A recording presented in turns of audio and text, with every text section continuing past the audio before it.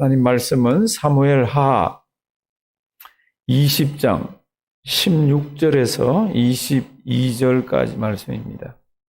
사무엘하 20장, 구약성경 498면 정도 사무엘하 20장 16절에서 22절, 우리 가정에서 우리 다 같이 한 목소리로 사무엘하 20장 16절에서 22절, 우리 다 같이 한 목소리로 성경 봉독하십니다.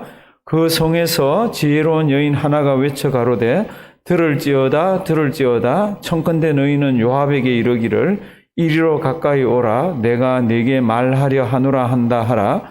요압이 그 여인에게 가까이 가니 여인이 가로되 당신이 요압이니까 대답하되 그러하다. 여인이 저에게 이르되 여종의 말을 들으소서. 대답하되 내가 들으리라. 여인이 말하여 가로되 옛 사람들이 흔히 말하기를 아벨에 가서 물을 것이라 하고 그 일을 끝내었나이다. 나는 이스라엘의 화평하고 충성된 자 중 하나이언을 이스라엘 가운데 어미 같은 성을 멸하고자 하시는도다. 어찌하여 당신이 여호와의 기업을 삼키고자 하시나이까? 요압이 대답하여 가로되 결단코 그렇지 아니하다. 결단코 그렇지 아니하다. 삼키거나 멸하거나 하려 함이 아니니 그 일이 그러한 것이 아니니라. 에브라임 산지 사람 비그리의 아들 세바라 하는 자가 손을 들어 왕 다윗을 대적하였나니 너희가 저만 내어주면 내가 이 성읍에서 떠나가리라. 여인이 요압에게 이르되 저의 머리를 성벽에서 당신에게로 내어 던지리이다 하고 이에 여인이 그 지혜로 모든 백성에게 말하며 저희가 비그리의 아들 세바의 머리를 베어 요압에게 던지니라. 이에 요압이 나팔을 불매 무리가 흩어져 성읍에서 물러나서 각기 장막으로 돌아가고 요압은 예루살렘으로 돌아와서 왕에게 나아가니라. 아멘. 우리 20장이 한 덩어리로 되어 있습니다. 18장, 19장 이렇게 보면은 다윗의 아들 압살롬이 반란을 일으켰습니다. 그냥 반란이 아닙니다. 그 반란에 지면은 싹 죽습니다. 다윗왕과 함께 있던 명 굉장히 많은 숫자라도 싹 다 죽습니다. 그래서 다윗이 아들하고 전쟁을 이렇게 합니다. 우리가 아는 대로 다윗이 피난을 갔지만 이겼습니다. 그리고는 이제 예루살렘으로 돌아옵니다. 머릿속으로 그림을 그리셔야 돼요. 승리한 군인들이 예루살렘으로 돌아옵니다. 예루살렘으로 돌아오는 그 중에, 과정 중에 벌써 또 반란이 하나 일어납니다. 이 성경을 보면 참 한 인생이 하나님의 마음에 합했다 그러고 참 대단한 그 인생이지만 그 인생을 보면 엎치락 뒤치락하고 바람 잘 날이 없습니다. 어떻게 보면 우리하고 똑같은 거죠. 다윗 대단한 사람입니다. 골리앗을 죽이고 참 목동인데 하나님이 왕을 세워주고 그래요. 잘 한번 보시면은 자기 제일 맞이가 어떻게 했습니까? 여동생을 겁탈을 했습니다. 성경 보면 이런 일이 세상에. 그랬더니 배다른 남자 동생이 그러니까 그 여자의 오빠가 이를 갈면서 준비를 해서 2년 동안 준비를 해서 그 겁탈한 왕자를 죽이잖아요. 그리고는 외할아버지 나라에 도망을 가서 있습니다. 그리고는 다시 이스라엘에 돌아와서는 얼마나 이놈이 잘생겼는지 이스라엘 백성들의 모든 사람의 마음을 성경을 보면 도적질했다고 그랬습니다. 그래서 인기를 한 몸에 딱 끌고는 어떻게 합니까? 아버지에게 반기를 듭니다. 그런데 그 반기를 드는 게 얼마나 치열한지 모릅니다. 헤브론이라는 곳에 가서 반기를 드는데 자기 다 거기 하나님 아버지 앞에 서원한 게 있어서 제사를 드려야 되니까 갑시다 유력한 자들을 다 데리고 갔습니다. 그 중에 아히도벨이라는 입에서 말만 뱉어내면은 하나님의 말씀과 같을 정도의 모략을 지어내는 사람도 거기 같이 붙어 있었습니다. 얼마나 다윗에게는 불리한지 모릅니다. 그리고는 거기에서 거사를 일으켰잖아요. 그리고는 전쟁이 붙었잖아요. 하나님의 은혜로 간신히 이겼습니다. 간신히 이기고 이제 예루살렘 성으로 돌아옵니다. 돌아오는 도중에 벌써 반란이 또 일어나는데 이게 반란이 작은 반란이 아니에요. 엄청나게 큰 반란입니다. 20장 1절 한번 보실래요? 20장 1절? 지금부터 빨리 보겠습니다. 참 다윗 참 딱해요. 그래도 하나님이 왕을 하라 그러니까 왕을 하고 있잖아요. 20장 1절 마침 거기 누가 있습니까? 난류. 이 새로 나온 성경은 불량배라고 되어 있습니다. 이 불량배가 원문에는 이쉬 벨리알이라고 되어 있습니다. 이 벨리알이라고 벨리알. 벨리알이 뭡니까? 못된 놈, 쓸데없는 놈, 아주 포악한 놈. 원래 이런 뜻이에요. 이런 뜻인데 신약으로 넘어오면은 그게 악마, 마귀, 사탄이라는 뜻으로 사용됩니다. 그러니까 요놈이 지금 이름이 세바입니다. 요놈이 마귀의 하수인이 돼가지고 다윗에게 반란을 일으킵니다. 무슨 뜻이에요? 다윗 왕국은 여호와 왕국이잖아요. 하나님의 나라잖아요.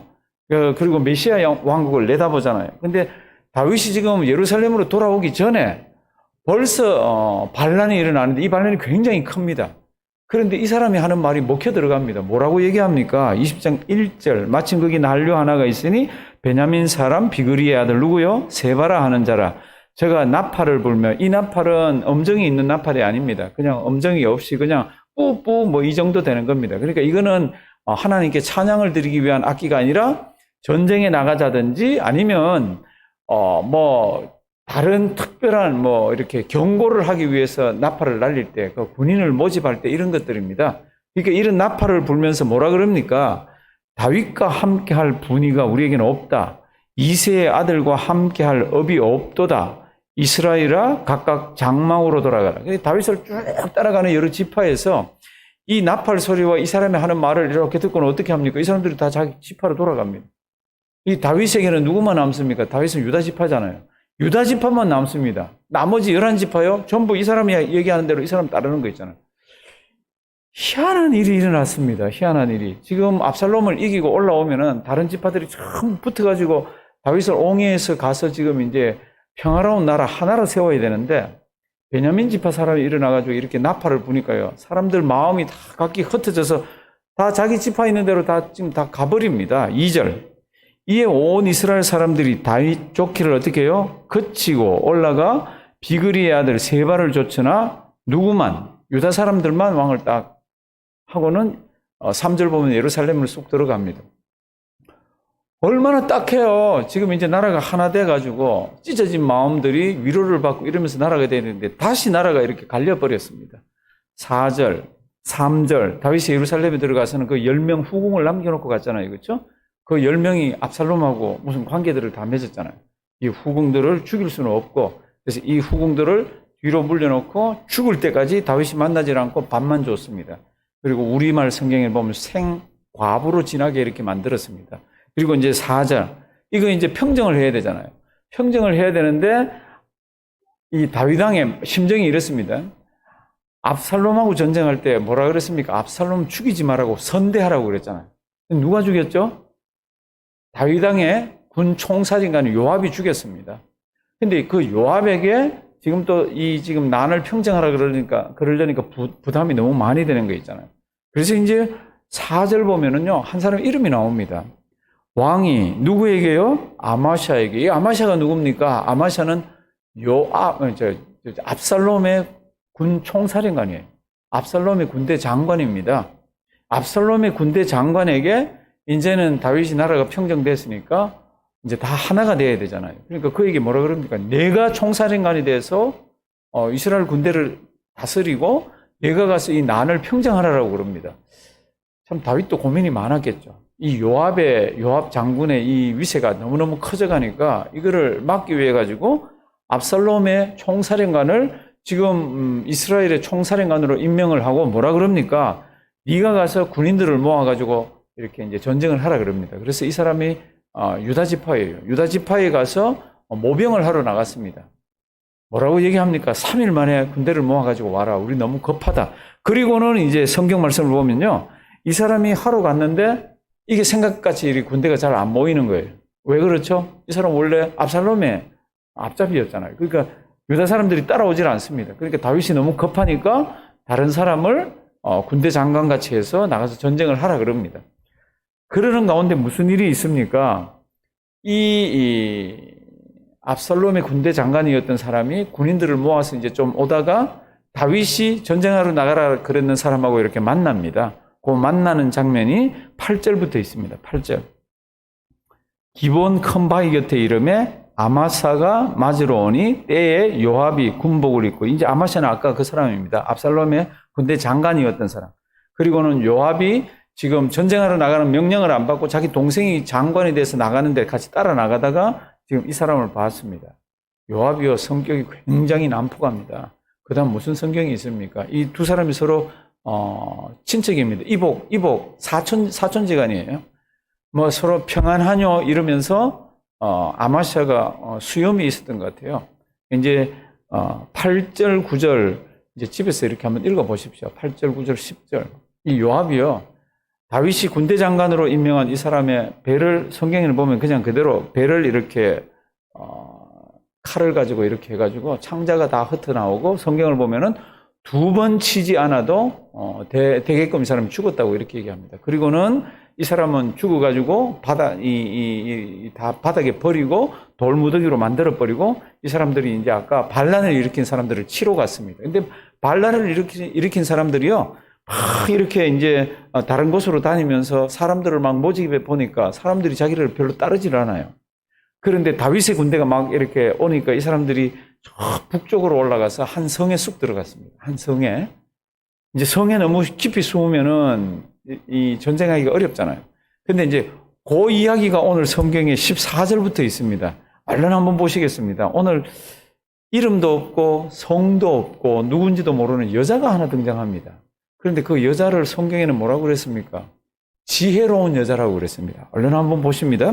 14. 요압이 이스라엘 모든 지파 가운데 두루 행하면 아벨과 마아가와 베람 온 땅에 이르니 그 무리도 다 모여 저를 따르더라. 그러니까 이제 다윗 왕의 군대가 되기 위해서 요압이 나가서 우리를 위해 싸우라 그랬더니 사람들이 요압 말은 믿고 따라오는 겁니다. 15절.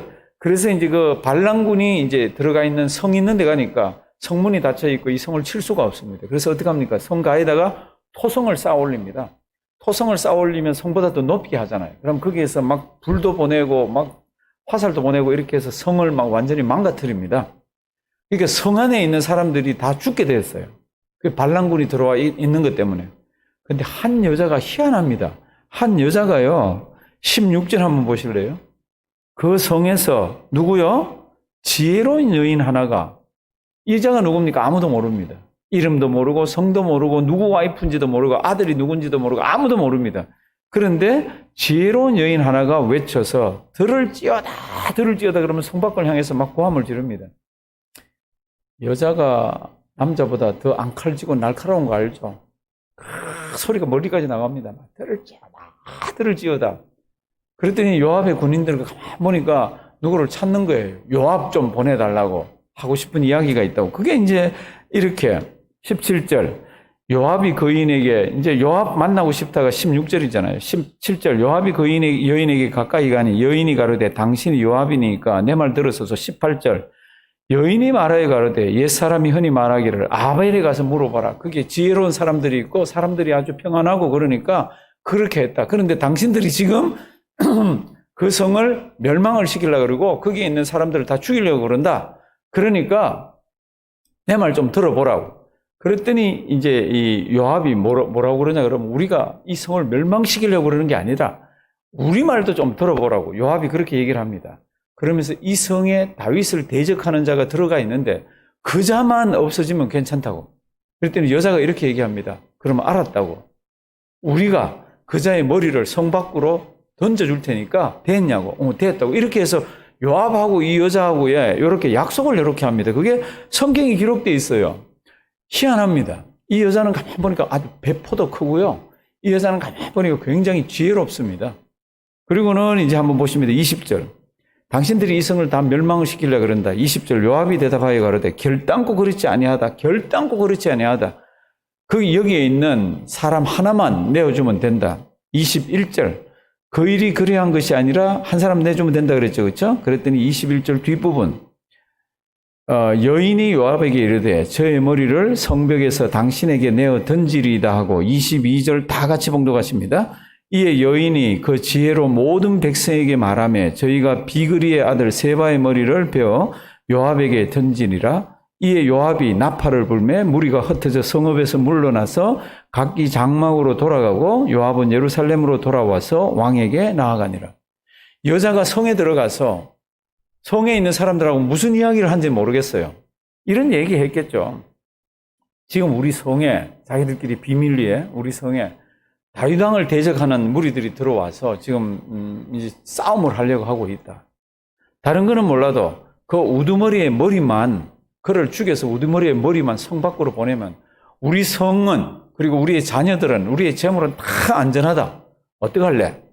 그 말을 들은 남자들이 아마 특공대를 조직 안 했겠어요? 그냥 제 생각에.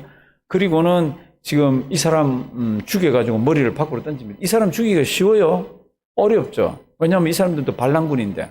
근데 그냥 성경은 간단하게 해놨습니다. 이 여자 때문에 이 성이 구원을 받았다고. 희한한 이야기가 성경에 기록되어 있습니다. 오늘도 이 말씀 잘 한번 보시길 바랍니다. 이 20장이 하나로 이렇게 쭉 되어 있는데요. 다윗에게는 바람잘 날이 없습니다. 이 바람잘 날이. 이렇게 하나님을 잘 섬기고 이렇게 신앙이 좋다 그러는데요. 21장하고 22장하고 들어가면 또 계속 그런 일들이에요. 우리 신앙의 선배가 이런 이야기를 로마서에 기록한 게 있습니다. 아마 컴퓨터에는 다 나갈 거예요. 로마서 8장 35절.